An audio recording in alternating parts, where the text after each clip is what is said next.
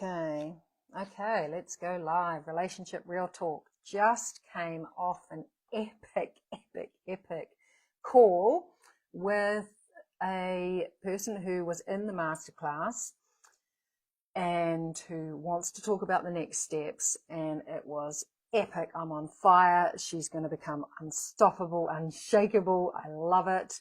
One of the things that we were talking about is conflict, and this particular theme was asked for by someone who has just joined the mastermind, the Fuck Yes Relationships Mastermind, because that's what they want. So conflict, this is such a relevant and juicy topic, right? And this is not a vape, it's a highlighter. I just like to hold it. It's one of my things. Someone said to me, is that a vape you're holding? I'm like, yeah. No, it's a highlighter. Conflict isn't the problem. Yeah, most people think that it's the problem. It's like conflict. Oh, I avoid conflict like the plague, right? It's like a cliche. Like we know that saying, right? Oh, I avoid conflict like the plague. I avoid confrontation like the plague. Conflict isn't the problem. Right? That isn't the problem. What the issue is your nervous system, because what was asked about for me to speak about today was, how can I be okay in conflict? How can I hold myself in conflict? And that's why you have to know it's not about the conflict. It's about what your nervous system is doing when you're in conflict, or even just at the thought of conflict. Because even just at the thought of conflict, people's nervous system can start kicking off. But what I want to share about the nervous system here, because it's everything, it drives everything that we do. It drives how we are in everything, how we are in life, how we are in relationships, how we are at work, how we are in the bedroom. All of it, right, is driven by what's happening in our nervous system. And if you can't stay present, if you can't stay grounded, if you can't stay in the room, right? If you can't stay in the heat when things start kicking off, when the chaos arrives, then your nervous system is hijacking you, right? Because you're losing presence. Your nervous system will do what it's been taught to do, what it's been wired to do. It'll go into fight. It'll want to flee. It'll want to get the fuck out. It'll want to go into flight, right? Get out, like leave the building, exit stage left. It'll want to freeze and shut down. It'll want to fawn, which is a nervous system response, a survival state that most people don't know about. When we start people pleasing, because we're so uncomfortable in the conflict, we want to do anything that we can to get out of it. So we just try and please the other person. Or when we just full on flop, right? When we totally give up, when we roll over, when we become a doormat, we give up, we go offline. It's like we've left the building. Before. When we're in flight, it's like we actually physically leave the building, right? Or and when we're in flop, it's like we've just gone offline, we've given up. So when we go into fight or when we go into flight, it's like we want to shut down what's happening. We want to shut down the conflict. When we go into freeze, it's like we shut down and everything freezes. Right? It kind of does what it says on the tin. But the flop is when we just completely go offline. And as I said, most people think it's the issue is the conflict, or maybe it's the other person in the conflict. And it's not. It's not about the conflict itself. Hey, Marty, talking about conflict. Juicy, juicy topic. It's not about the conflict itself. It's not about the other person in the conflict, as much as you want to make it about the other person. It's about how resourced your nervous system is to be able to manage being in the conflict, because conflict is a part of our reality. It's a part of our relationships. And if you're not having conflict, right, then you're avoiding it. And there's a problem with that because you're robbing yourself. And it's the second point that I really want to talk about. And I will get to that in a moment. But how resourced your nervous system is your ability to be able to sit in the conflict, to be able to be present, to be able to be there. And when you're not, when you're unresourced, you're either going to explode, you're going to shut down, you're going to bolt, you're going to people please, or give up entirely. And what I'm talking about here is how big your window of resilience is. And I know my window of resilience, and that is the ability to be able to stay grounded and stay present and stay in the room, right? My window of resilience was tiny, right? Or it felt like it was non-existent. I very rarely had those experiences where I was actually grounded, where I was actually calm, where my nervous system wasn't either in freak out mode, complete overwhelm, right? Or where I was going down a downward spiral into exhaustion or overwhelm in the other kind of that direction, not that direction, right? When I was freezing or fawning or flopping, completely giving up. So learning how to stretch your window of resilience, right? And it's the first core piece that we work on in the mastermind because it's so important. It's the driver of everything, right? So being able to stretch your window of resilience so that you can stay present, so that you can stay grounded, no matter what is coming at you, no matter what chaos is around you. And let's face it, the world has a lot of chaos in it. And so do our relationships if we're not avoiding everything. So one of the things that I shared in the masterclass that we had last week was around definitions. Now, your definition of conflict is screwing you, right? If you have a definition that isn't helpful, that isn't empowering, if you think that conflict or being in conflict is a failure, that if you think that it's dangerous, if you think that it's drama, if you think that it's bad, that it shouldn't be happening, right? You're screwed from the very beginning because you're already in reaction, right? You're already judging what's happening and reacting to it. Already in reaction, already gone, man, you're gone, right? And what happens when we do that is it means that you panic or you avoid it altogether. When you have a negative vision, an unhelpful vision, a definition of what conflict is. Yeah, your definition of conflict is screwing you. Conflict isn't the enemy. It's not the enemy. It's the fucking portal, right? The portal to gold. And when I said before about how we're robbing ourselves if we avoid conflict, we're robbing ourselves of the gold because the gold sits on the other side of conflict. And if we're avoiding conflict, if we won't let ourselves be there, then we're robbing ourselves of that gold. And I have sat in so many conflicts with my kids and partners and friendships and parents. And I've just been like, I just hold myself in the conflict, right? Just hold myself in that uncomfortability. Even when every part of me has wanted to run or freak out, right? Or freeze or give up. And to hold myself in it and tell myself, remind myself that the gold is on the other side. It's on the other side. It's a portal. Right? These triggers, these upsets are here to show us, right, what's unresolved, what needs attention.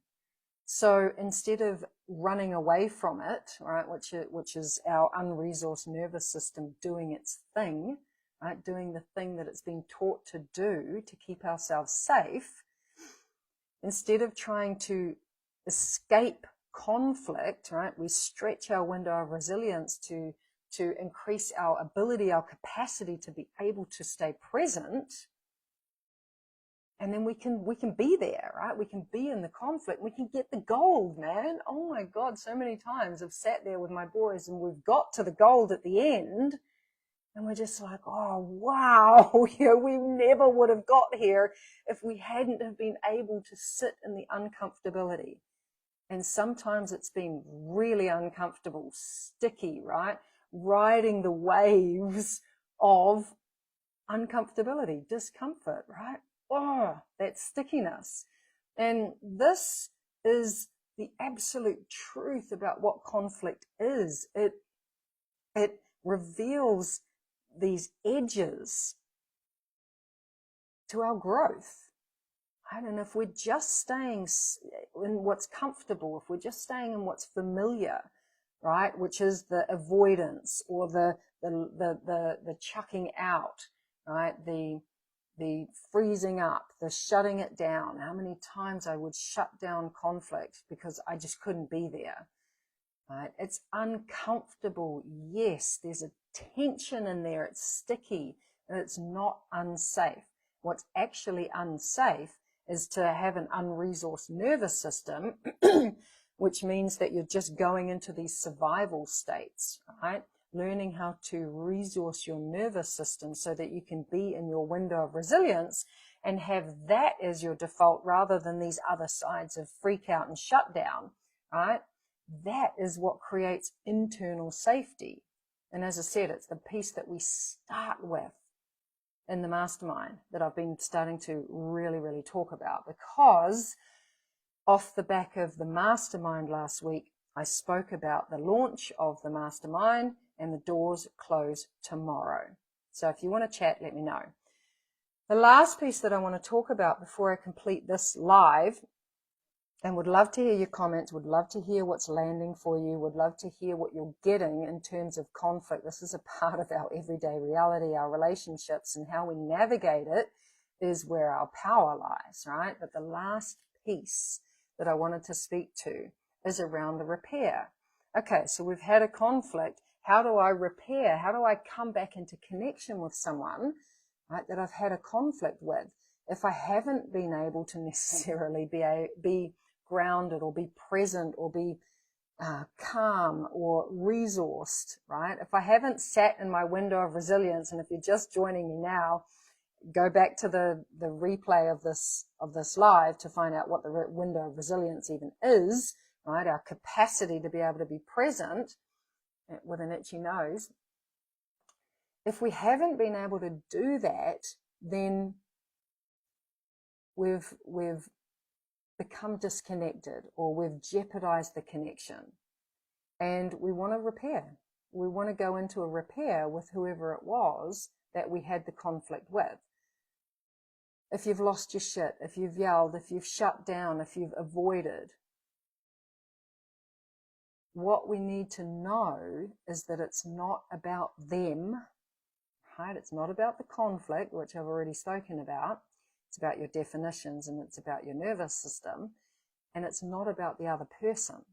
It's about you, right? You, it's about me. When I'm in my conflicts, it's about me. It's not about them, because as soon as I make it about them, I am screwed, right? There is no growth if you keep making it about the other person.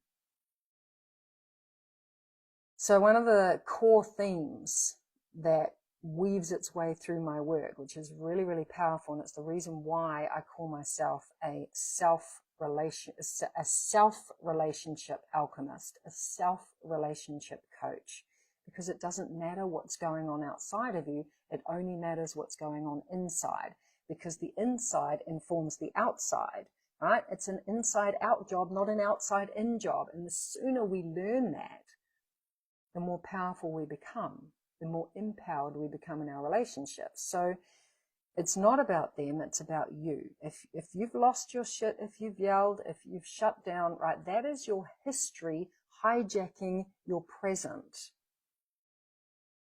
Because if you are hysterical, right, which any one of those survival states is, it's historical.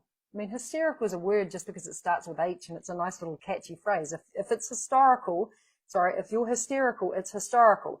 If you're upset in any way, something, is going on for you, you're in the past. You just grabbed the past and dumped it into the present.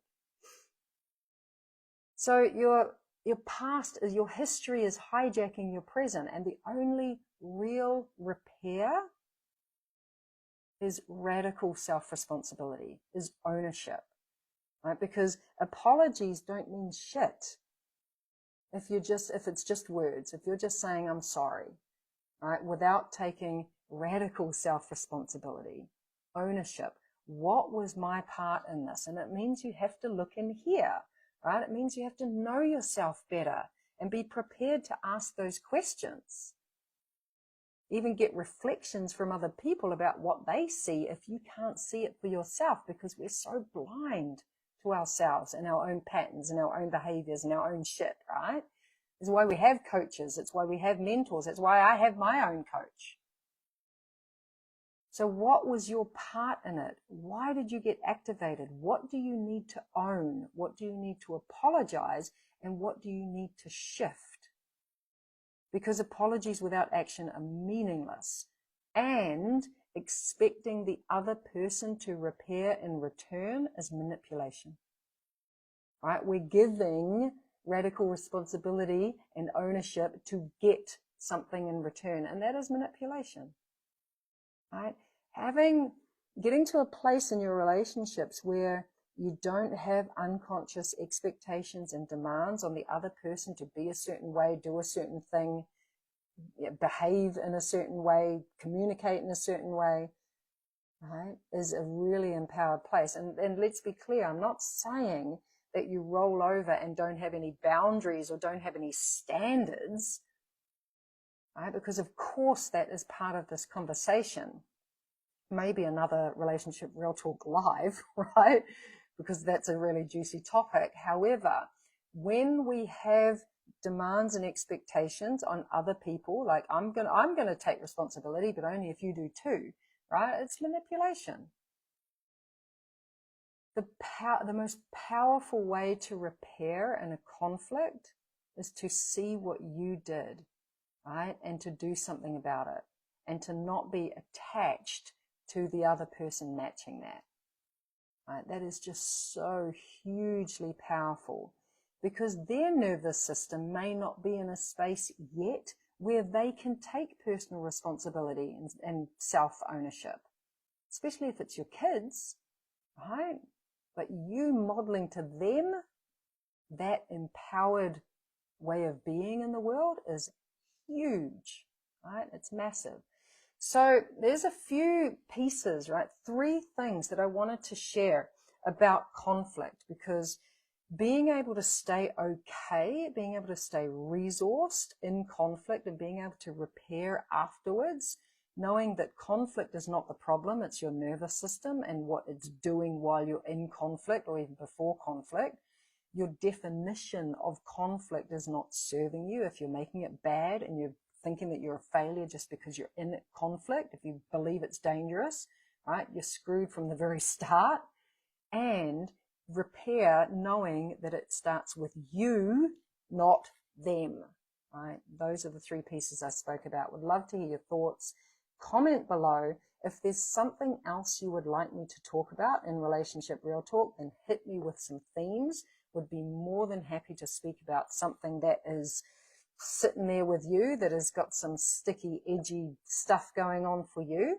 If you want to talk about Fuck Yes Relationships, the mastermind, the doors close tomorrow at midnight, right? Thursday midnight, the doors close, right? No more entry to Fuck Yes Relationships mastermind after Thursday midnight. It turns into a pumpkin.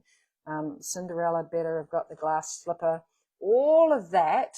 Yeah, if you want in, then let me know. I want to talk to you. If you haven't seen the masterclass, give me a yell, right? I can get you access to the VIP upgrade, which gives you the masterclass and a couple of bonus programs, which are epic. One of them is Shit Hot Boundaries and Consent, which is a theme that I've touched on a little bit today.